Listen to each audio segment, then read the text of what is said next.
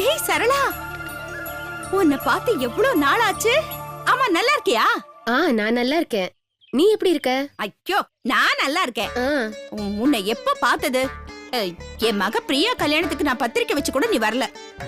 கோச்சுக்காது பானுமதி, அது அப்ப எனக்கு உடம்பு சரியில்லை, அதனாலதான் வர முடியாம போயிடுச்சு. இப்போ உன் பொண்ணு எப்படி இருக்கா? அவ நல்லா இருக்கா. ஆமா, இது யாரு? இவ என் மக பூரணி. பூரணியா? அச்சச்சோ, எப்படி வளர்ந்திருக்கா, என்னால நம்பவே முடியல. Hi aunty. எப்படிமா இருக்க? I'm fine aunty. How are you? நான் நல்லா இருக்கேன். என் மகளுக்கு கல்யாணம் ஃபிக்ஸ் பண்ணிருக்கேன். அத உன்கிட்ட சொல்றதுக்கு தான் உன்னை பார்க்க வந்துட்டு இருந்தேன். அப்படியா? ஆமா, மாப்பிள்ளை யாரு?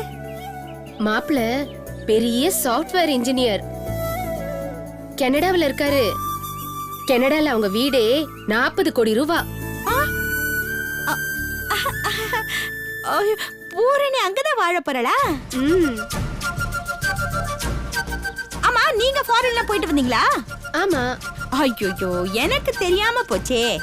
எனக்கு முன்னாடியே தெரிஞ்சிருந்தா ஃபாரின்ல இருந்து வாட்ச், சென்ட், மொபைல்ல ஏதாவது வாங்கிட்டு வர சொல்லிருப்பேன். நீங்க கவலைப்படாதீங்க ஆண்டி, நான் உங்களுக்காக ஃபாரின்ல இருந்து பெர்ஃப்யூம் வாங்கிட்டு வந்திருக்கேன். பர்ஃப்யூமா? ஐயோ, தேங்க் யூ.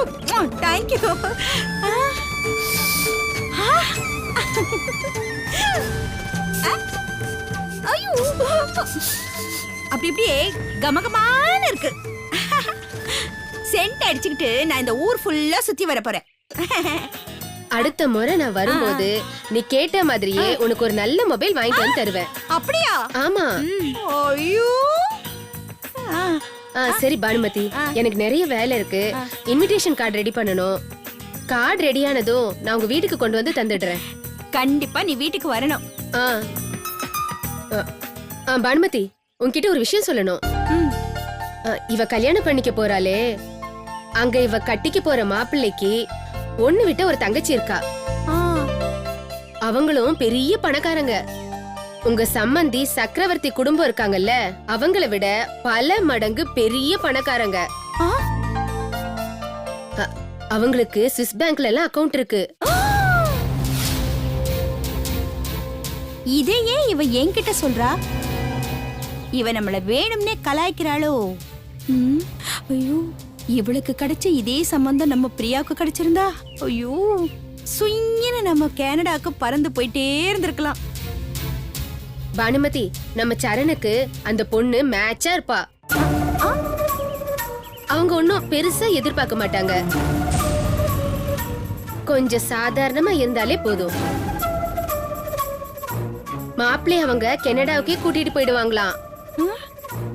அங்க அவங்க மாப்பிள்ளைக்கு பிசினஸ் வச்சு கொடுத்துருவாங்களாம். நான் அவங்க கிட்ட உங்களை பத்தி சொல்லிட்டு வந்தேன். நீ உடனே சரண் போட்டோவை அவங்களுக்கு மெயில் அனுப்பிடு. ஆஹா, நம்ம சரணுக்கு 2வது கல்யாணம் பண்ற யோகம் வந்துடுச்சு. இதுக்கு சரண சம்மதிக்க வச்சாலே போதும். கல்பனாவை பழி வாங்கறதுக்கு இதுதான் சரியான வாய்ப்பு. அது மட்டுமா, அந்த சித்ரா தேவிக்கும் சரியான சம்மட்டி அடி. இந்த சான்ஸ் நான் விடவே மாட்டேன். சரண கனடா மாப்பிள்ளையாக்கி நாமளும் கனடாக்கு பறந்துட வேண்டியதுதான். அங்க போய் வாட்ச், சென்ட், மொபைல் எல்லாம் வாங்கி என்ஜாய் பண்ணிட வேண்டியதுதான்.